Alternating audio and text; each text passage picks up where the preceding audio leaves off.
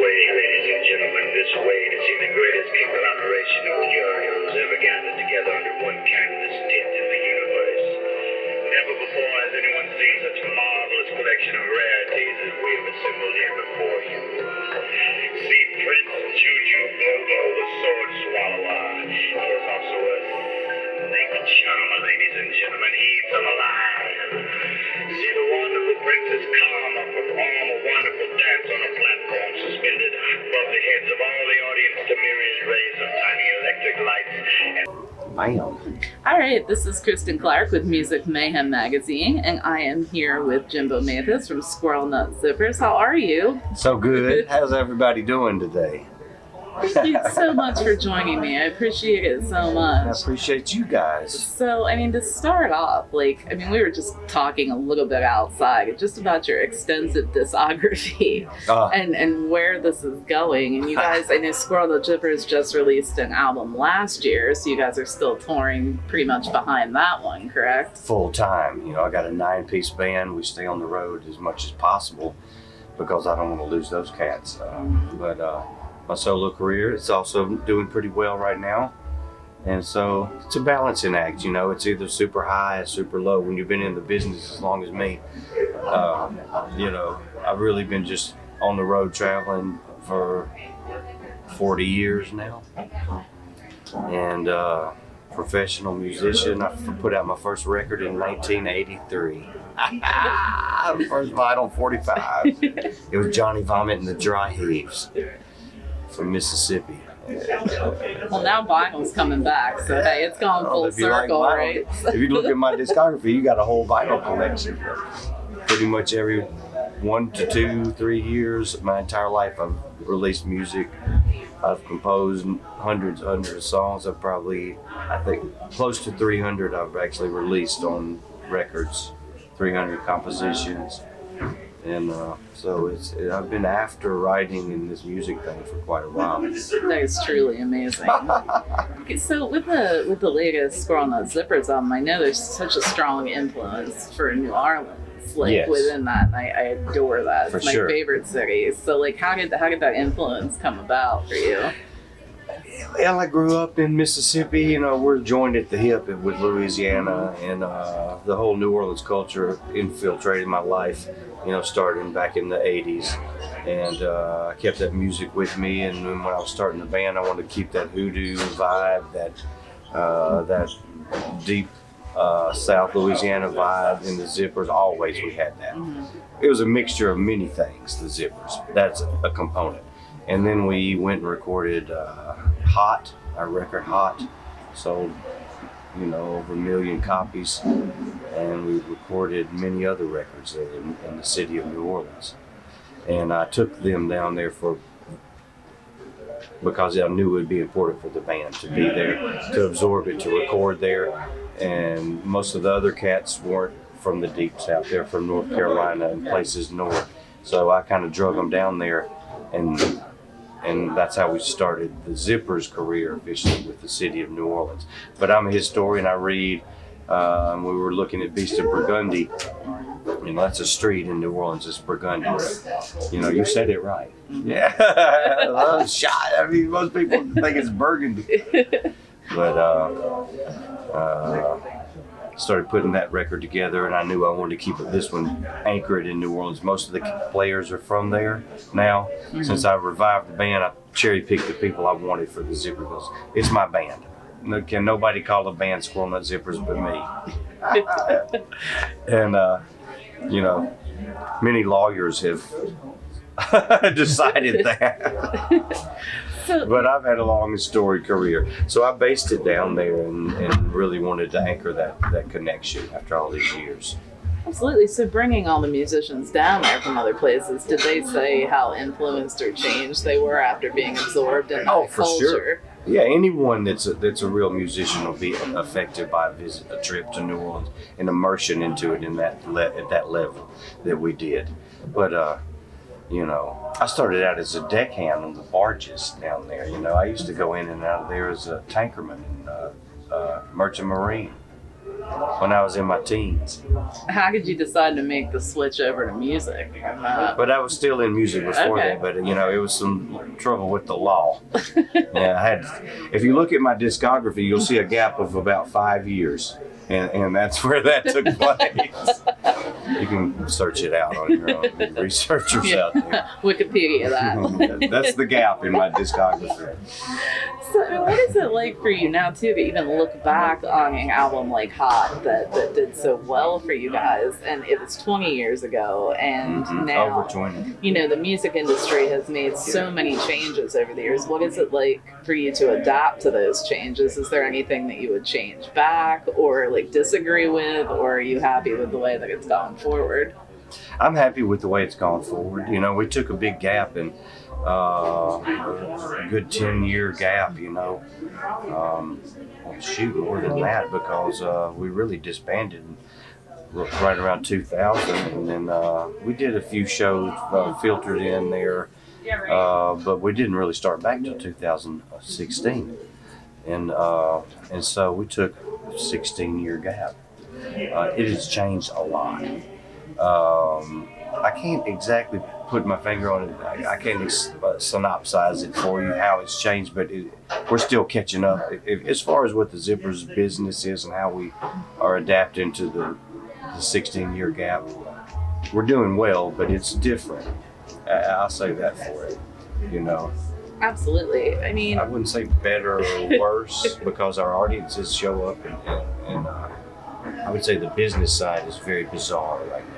Absolutely. But I mean, you have a generational appeal with your music, and it's got to be kind of cool to see, fans that were younger back then now bringing their kids and things like that out to shows and going, hey, you have to witness this, because I haven't even gotten started on how phenomenal your live show is.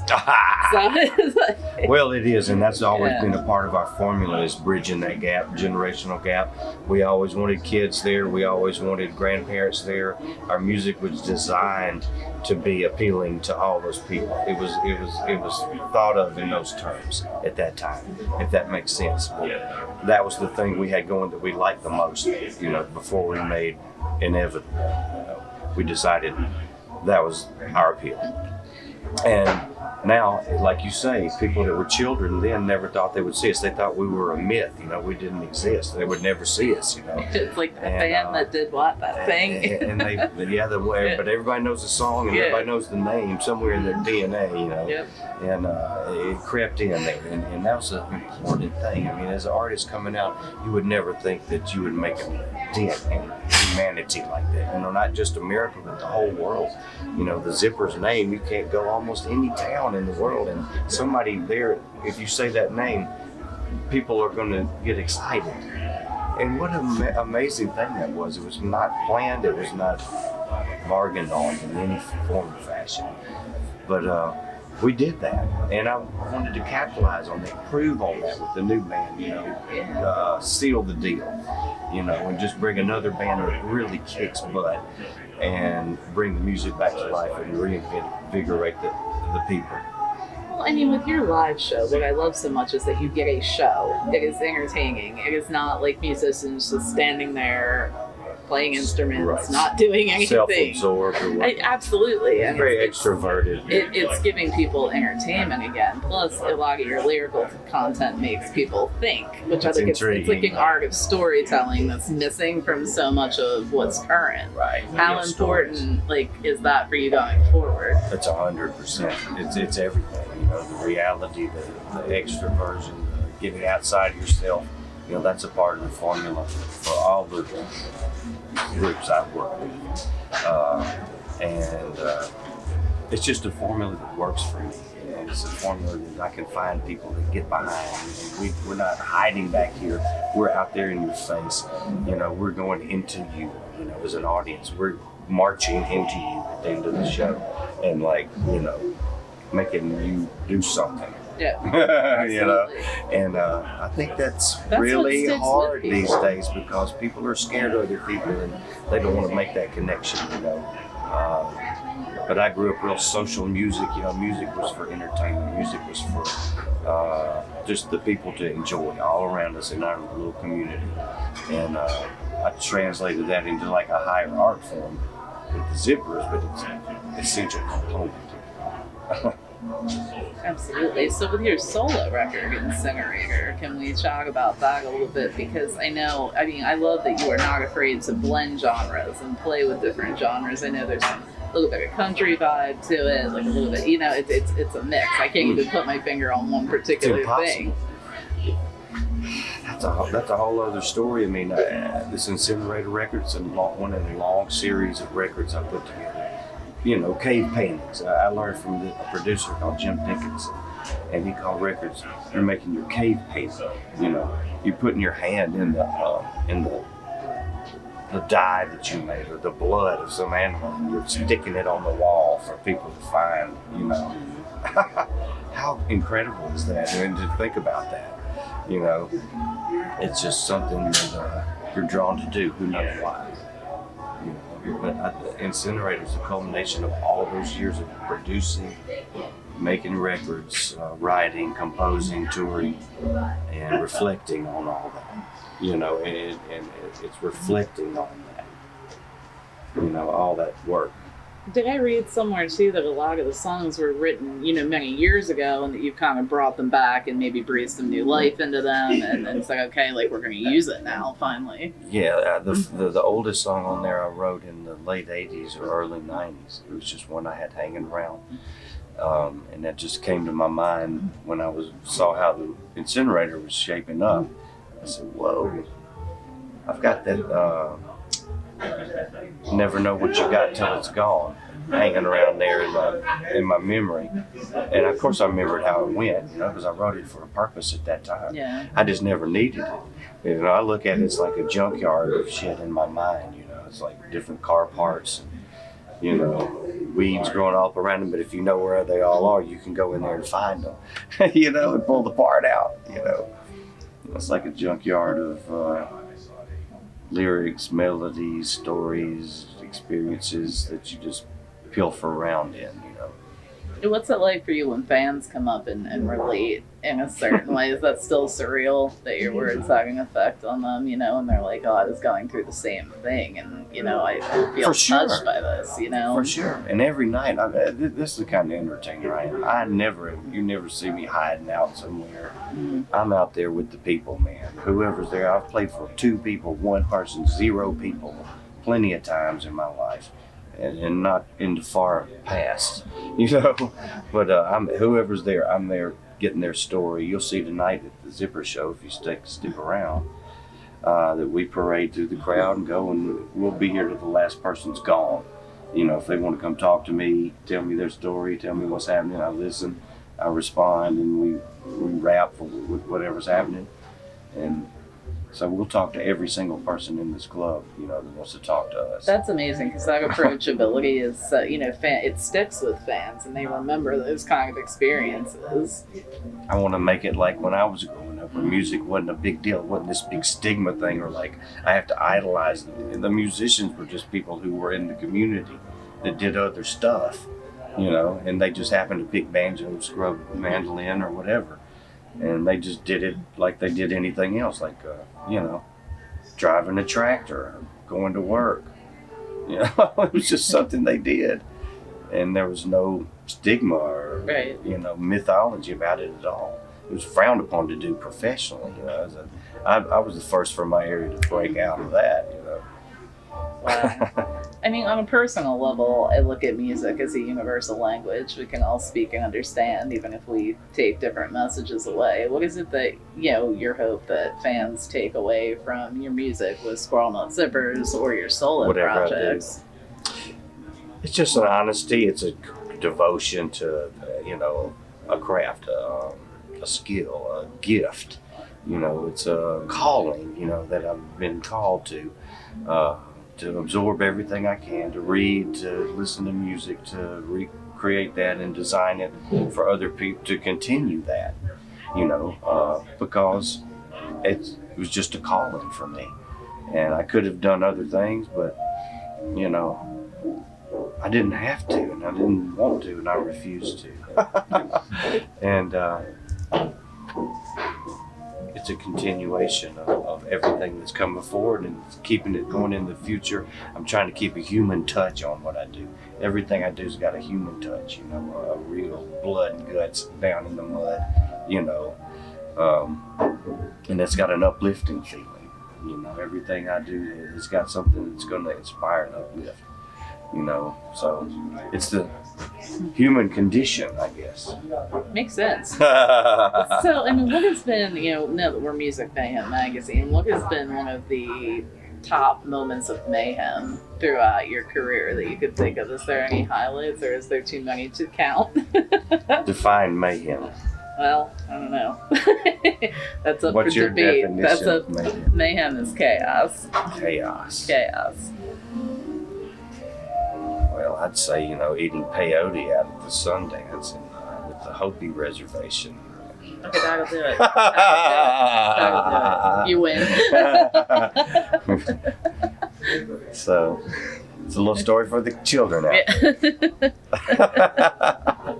That's where I learned the art of levitation, actually. It's quite interesting. But that's another story for another episode. I was going to say, we need episode 2, 3, 4 so for you some better of be this, careful the questions you ask. Yeah. And, you know, with our sister publication, ageofthenerd.com, what's something you nerd out about that we might be surprised to learn? I love backgammon. Okay. I play backgammon on my phone on the road all the time just because it keeps my brain engaged. Isn't it great that you can do that from the phone now? It's like, oh, I don't have anybody to play the game. I can't really think of anything I nerd out on. I was kind of before the computer generation. Like, I don't know how to work a computer. Okay. So I missed all that, you know. So I'm just kind of more old school, I guess. You got the phone going. Yeah, I got the phone. There. Yeah, You got the social media. You're going. I appreciate the words being heard. Yeah, absolutely. But I just grew up hunting, fishing, playing mandolin and stuff. You know, so, I don't know how to answer that. We can leave it with backgammon. Okay, That was cool, good. cool. We can leave it with backgammon. Cool. It's all good. So what is next on the horizon for you guys when this tour wraps up and everything? Well, I started doing dates for the Incinerator record, you know, Big Legal Mess record. We started in New Orleans almost immediately. Okay. And I'll be touring that, supporting that record. I work with Music Maker Relief Organization, and it helps rural, impoverished musicians that are carrying on a folk tradition. It finds, locates them, brings them, gets them help, medical help, gets them instruments. It's called Music Maker Relief Foundation. They're in North Carolina. Is there a website for that? Of course, yeah. They've been in business over 20 years. I do shows with them. I do like review shows with a lot of the older traditional musicians, and just all kind of fun things. But I got the Instagram page, and Facebook page. You know, Jimbo Mathus, the real Jimbo Mathus, and so I usually look there to find out what my schedule is. You know. Continue to produce records in the studio for Fat Possum, Big Legal Mess, and Dial Back Sound. All the studios I work in, keep producing, you know. You are a busy, same old busy thing, man. but I'm good at it, and I can help, you know. So I just don't feel like I'll rest and then I'll go back to work. Something tells me you probably have material for a next record already. If I sat down and thought, if I looked on my phone, it'd all be on the phone. You know, that's where I catalog everything. I'm sure I do many more records. But I like to pace them out and put them out when they're necessary. You know, I don't want to just put it out just because I have it. And that's something I teach younger people, man. Just, you know, in the studio, just because you have a song doesn't mean you have to record it and put it out. So if it's not ready, it's just not ready, and they do it too fast. Well, self-editing is tough. You know, it's one of the hardest things. Jim Dickinson told me, you know, self-producing. People self-produce their records, you know. He said self-producing is like self-dentistry. You know, it's possible to do, but it's probably not the most pleasant or best outcome. But it can be done. Self-dentistry. So I believe there's a whole other art in the studio, you know. And so I keep my chops up in that regard. That's awesome. Well, we definitely hope that the solo tour comes through here too, because we would love to see that. I'm really pulling for the incinerator. I think a lot of people really are going to I like thought the it. documentary was cool too, that went around with it, so that was really, really neat. Kind of to show watch. people what I'm all about in some way. Absolutely. It was definitely a cool idea. I love the visual element to go with things, so it was pretty cool. It just seemed like everything lined up and the music's there, so I feel confident that if people just listen to it, they'll hear what I'm saying, and there's something about it that's going to strike a chord in me, So that's my hope on that. It took me 30 years to write it, so I don't expect anything better than that for at least another 20. So I'll be in my 70s. Give him time. Yeah, you have to let another one percolate, but I can do some other shuck and jive in between. Yes. Awesome. Well, thank you so much for taking a few minutes to speak with me. I appreciate it. Thank you. I appreciate you taking the time to look into and see what was going on with me and everything. So. Absolutely. We're so excited Right, for the show. Kristyn. It's going to be great. My girl. Thank you. All right. Pleasure.